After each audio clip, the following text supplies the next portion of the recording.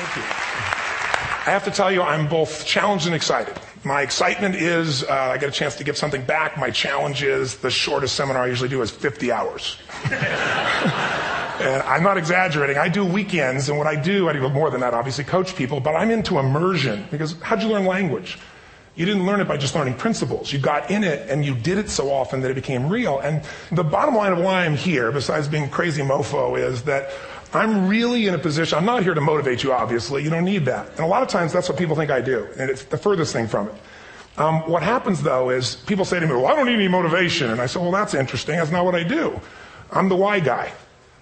I don't know why you do what you do. What is your motive for action?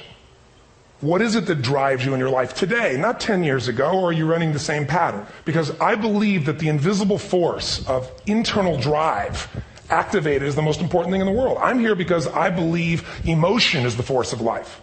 All of us here have great minds. You know, most of us here have great minds, right?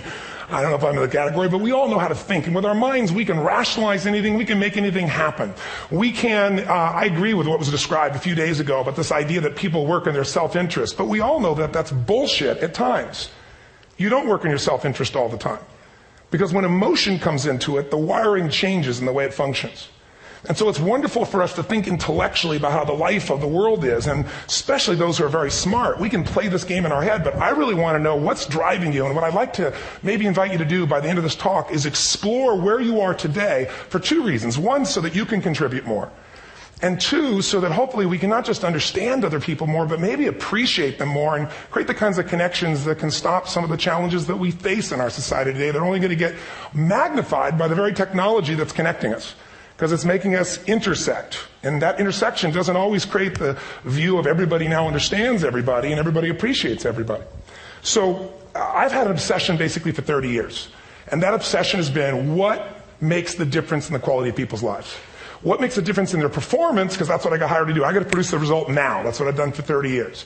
I get the phone call when the athlete is burning down on national television and they were ahead by 5 strokes and now they can't get back on the course. And I got to do something right now to get the result or nothing matters. I get the phone call when the child is going to commit suicide, and I got to do something right now. And in 29 years, I'm very grateful to tell you I've never lost one in 29 years. It doesn't mean I won't someday, but I haven't done it. And the reason is an understanding of these human needs that I want to talk to you about. So when I get those calls about performance, that's one thing. Like, how do you make a change? But also, I'm looking to see what is it that's shaping that person's ability to contribute, to do something beyond themselves. So maybe the real question is, I look at life and say there's 2 master lessons. One is there's the science of achievement, which almost everyone in this room has mastered to an amazing extent. That's how do you take the invisible and make it visible, right? How do you take what you dream about and make it happen, whether it be your business, your contribution to society, money, whatever it is for you, your body, your family. But the other lesson of life that is rarely mastered is the art of fulfillment. Because science is easy, right? We know the rules. You write the code, you follow those, and you get the result. Once you know the game, you just, you up the ante, don't you? But when it comes to fulfillment, that's an art. And the reason is it's about appreciation and it's about contribution. You can only feel so much by yourself. So I've had an interesting laboratory to try to answer the question of the real question, which is what's the difference in somebody's life if you look at somebody like those people that you've given everything to, like all the resources they say they need. You gave them not a $100 computer, you gave them the best computer. You gave them love, you gave them joy, you were there to comfort them. And those people very often, and you know some of them I'm sure, end up the rest of their life with all this love, education, money, and background, spending their life going in and out of rehab. And then you meet people that have been through ultimate pain, psychologically, sexually, spiritually, emotionally abused, and not always, but often they become some of the people that contribute the most to society. So the question we got to ask ourselves really is, what is it?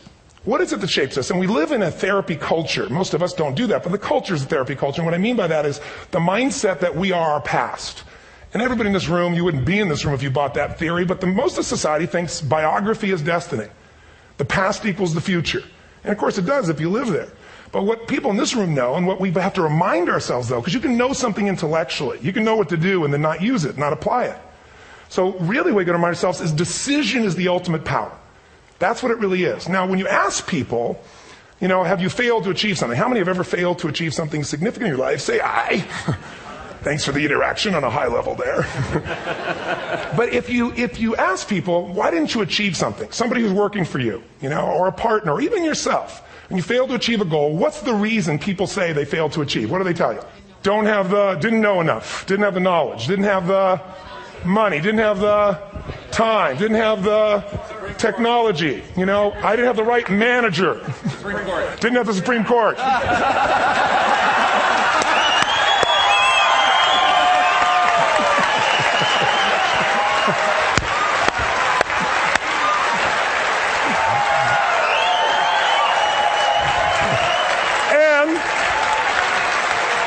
And what do all those, including the Supreme Court, have in common? They are a claim to you missing resources. And they may be accurate. You may not have the money. You may not have the Supreme Court. But that is not the defining factor.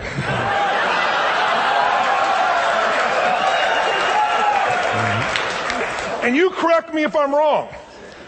The defining factor is never resources, it's resourcefulness. And what I mean specifically, rather than just some phrase, is if you have emotion, human emotion, something that I experienced from you day before yesterday at a level that is as profound as I've ever experienced, and if you'd communicated with that emotion, I believe you would have beat his ass and won.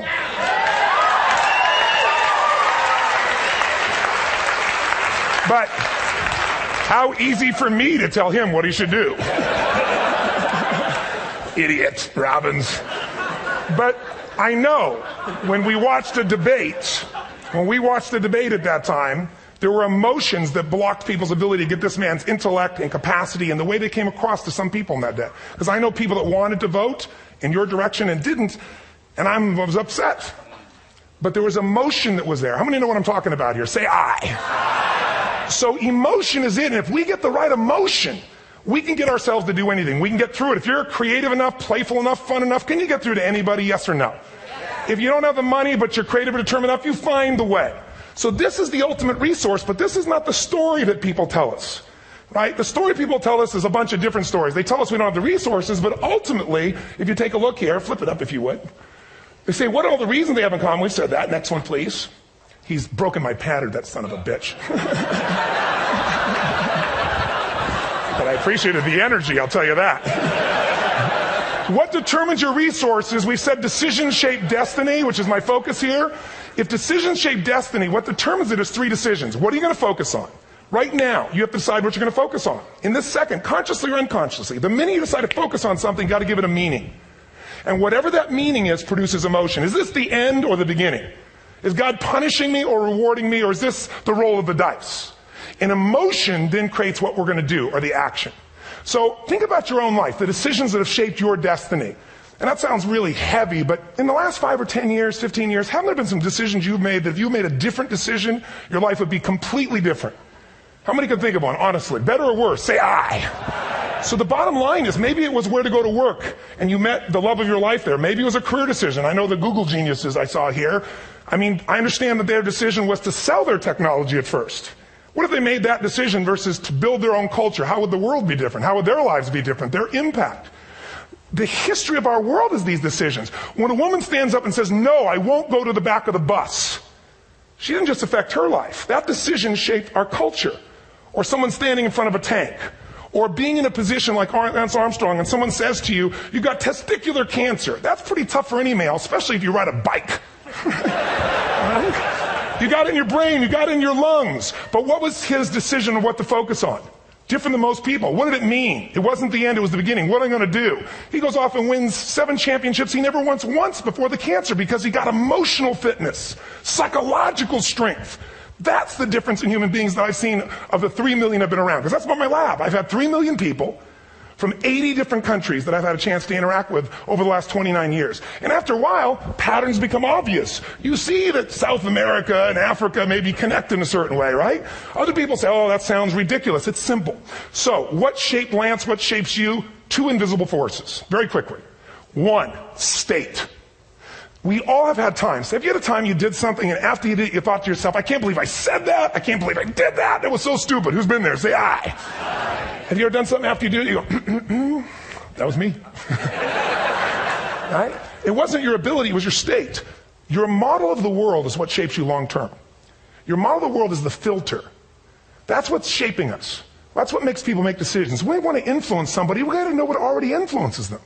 And it's made up of 3 parts, I believe. First, what's your target? What are you after? Which I believe it's not your desires. You can get your desires to goals. How many of you got a goal or desire and thought, is this all there is? How many have been there? Say aye.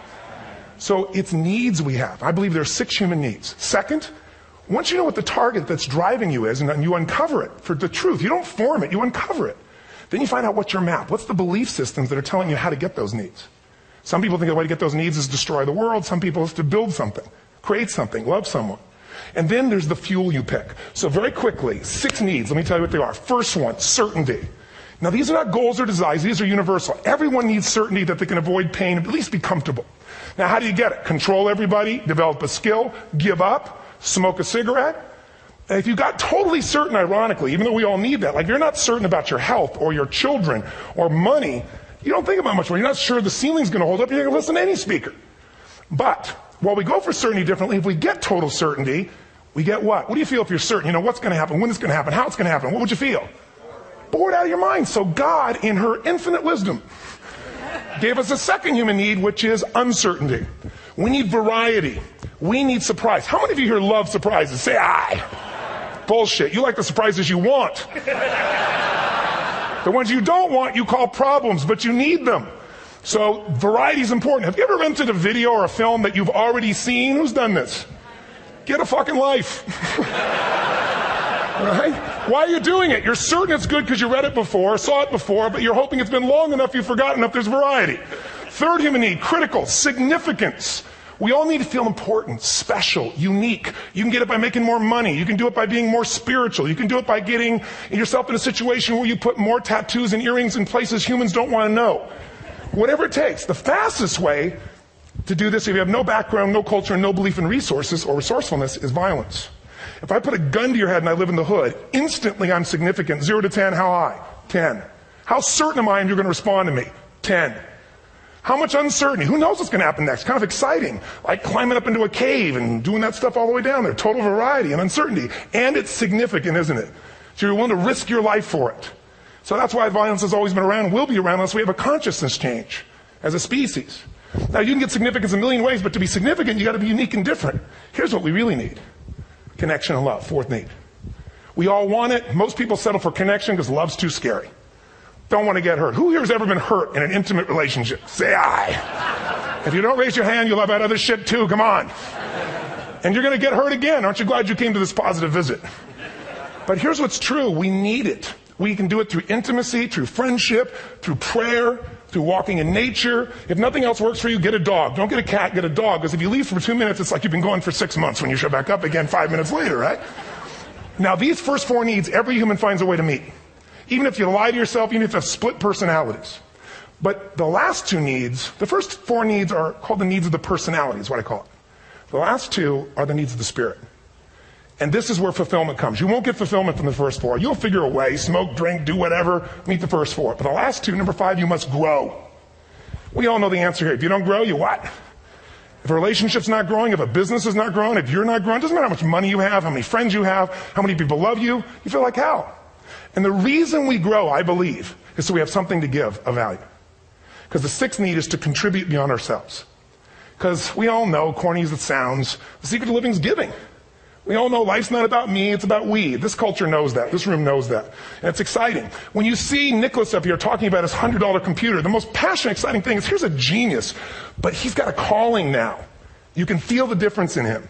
And it's beautiful. And that calling can touch other people. In my own life, my life was touched because when I was 11 years old, Thanksgiving, no money, no food, and we're not going to starve, but my father was totally messed up. My mom was letting him know how bad he messed up.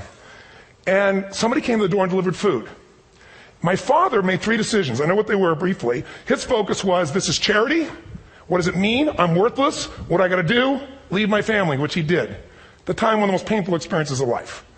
My 3 decisions gave me a different path. I said, focus on, there's food, what a concept. You know? Second, but this is what changed my life. This is what shaped me as a human being. Somebody's gift. I don't even know who it is. I thought, my father always said, no one gives a shit. And all of a sudden, somebody I don't know, they're not asking for it, this is giving our family food, looking out for us. It made me believe this. What does it mean? That strangers care.